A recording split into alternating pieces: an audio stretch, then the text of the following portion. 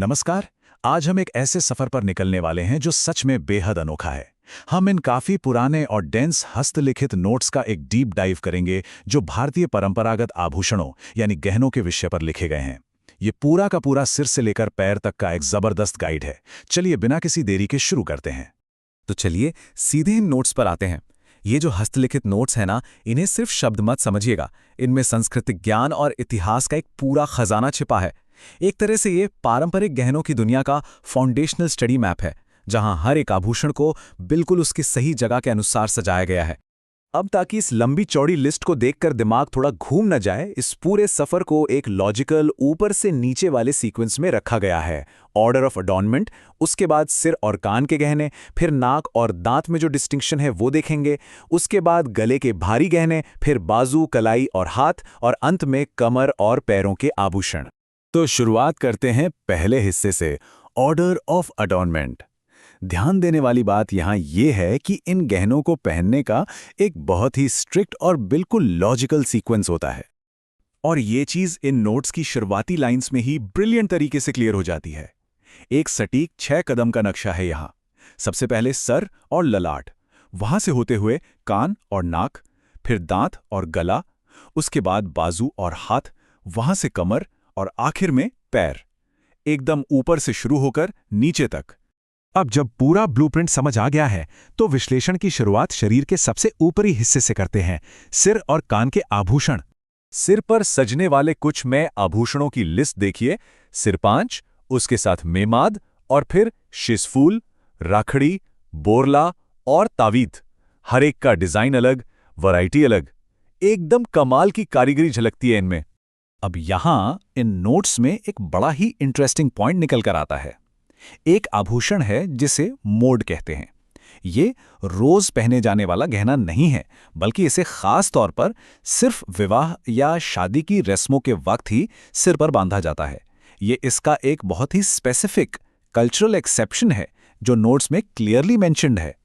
चलिए अब इसी यात्रा में थोड़ा नीचे कानों की तरफ चलते हैं। कानों की सजावट के लिए यहाँ कर्णफूल, पीपल पत्रा, झुमका, ओगाणियाँ, तोटी और बाली जैसे जटिल और सुंदर गहने हैं। पर यहाँ एक सवाल आ सकता है कि क्या ये सब सिर्फ महिलाओं के लिए था? पुरुषों और बच्चों का क्या? हस्तलिखित नोट्स इसका पूरा जवाब देते हैं। पुरुष कान में जो पहनते थे उसे मुर्की कहा जाता था, जबकि बच्चों के कानों में चांदी की तार जैसी कुदक पहनाई जाती थी। आइए अब जरा ध्यान से आगे बढ़ते हैं, क्योंकि अगला सेक्शन है नाक और दांत की बारीकियां। यहां ध्यान इसलिए देना है क्योंकि टर्म्स काफी मिलते जुलते हैं और कॉमन एग्जाम ट्रैप्स पैदा करते हैं। सबसे पहले नाक के गहनों की लिस्ट देखते हैं। नथ, फिनी, बुलाक, कंटा और लुंग। इनमें से नथ और कंटा तो हम लोग आज भी काफी आम तौर पर सुनते हैं, लेकिन इन नोट्स में एक ऐसी हिस्टोरिकल डिटेल है जो सच में हैरान कर देती है। और वो डिटेल जुड़ी है बिसारी से। नोट से निकलकर आती ये जानकारी बताती है कि बिसारी नामक नाक का गहना सीधे तौर पर फेमस बनी ठनी पेंटिंग स्टाइल से जुड़ा हुआ है। तो अगली बार बनी ठनी पेंटिंग देखें तो उस नाक के गहने पर जरूर गौर कीजिएगा, वही बिसारी है। अब दांत के आभूषणों पर आते हैं। इस लिस्ट में मेखा, धांस, दंत और रख या रखान शामिल हैं। और सुने, इन नोट्स में दांत में सोने की कील यानी गोल्ड नेल पहनने का प्रचलन साफ तौर पर लिखा है। मानने में थोड़ा अजीब लगता है ना, पर क्या लेवल की सजावट थी। तो सबसे जरूरी और ध्यान रखने वाली बात यहां यह है, 2 शब्द बिल्कुल एक जैसे सुनाई देते हैं, चुप और चौप। इन नोट्स के हिसाब से चुप दांत का आभूषण है, वही सोने की कील जैसा, जबकि चौप नाक में पहना जाने वाला गहना है। इस क्लियर फर्क को याद रखिएगा ताकि आगे कभी कोई कंफ्यूजन ना हो। इन बारीकियों से निकलकर अब हम शरीर के मध्य भाग यानी टोर्सो की तरफ आते हैं। और सच बताऊं तो पूरे सोर्स डॉक्यूमेंट में गले के आभूषणों की लिस्ट सबसे ज्यादा मैसिव है। इसे एक साथ देखने की कोशिश करते हैं। तुलसी, चंपाकली, टिमानिया, हंसली, कंठी और मदालिया। सोचिए, इतने अलग अलग आकार और डिजाइन जब एक साथ गले में पहने जाते होंगे तो कितना ग्रैंड लुक आता होगा। इस विशाल लिस्ट के बीच 2 ऐसी बातें हैं जो बहुत दिलचस्प हैं। पहला है आद, जो जोधा अकबर मूवी की वजह से काफी फेमस हुआ और जिसे दुल्हन खास तौर पर चौथे फेरे के दौरान पहनती है। और दूसरा है चौकी, जिसमें देवताओं की मूर्ति होती है। सोचिए, फेथ और फैशन का क्या गजब का कॉम्बिनेशन है। गले से बाहर की तरफ निकलकर हम आगे बढ़ते हैं भुजाओं और हाथों की तरफ। बाजू यानी अपर आर्म और कलाई के लिए बाजूबंद, नवरत्न, गोखरू, बांगड़ी और गजरा जैसे आभूषणों का सहारा लिया जाता था। इन सबको एक साथ मिलाकर देखने पर पता चलता है कि पूरी भुजाओं का फ्लो कैसा बनता था। उसके ठीक नीचे हाथों के आभूषणों में आरसी, बिचती, हथपान और चूड़ा शामिल हैं।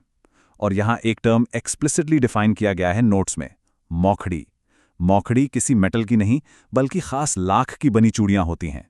ये छोटी सी डिटेल इन नोट्स को और भी ऑथेंटिक बनाती है। चलिए अब इस सफर के आखिरी पड़ाव पर चलते हैं और देखते हैं कि कमर और पैरों तक आते आते ये श्रृंगार कैसे बेस बनाता है। यहाँ भी एक छोटा सा स्टडी ट्रैप है। जंजीर एक ऐसा आभूषण है जो कमर और गले दोनों जगह पहना जाता है, लेकिन मेखला सिर्फ और सिर्फ कमर में पहना जाता है। एक और इंटरेस्टिंग डिटेल हमें मिली कि पुरुष जो कमर में पहनते थे उसे पटका कहा जाता था। और आखिर में आते हैं पायल और उंगलियां। पायल, रमझोल, कड़ा, फोलरी, बिछिया और गोरू। रमझोल और फोलरी जैसे आभूषण दर्शाते हैं कि एंकल और टोस के बिल्कुल निचले हिस्से के लिए भी कितनी इंट्रिकेट कारीगरी की गई थी।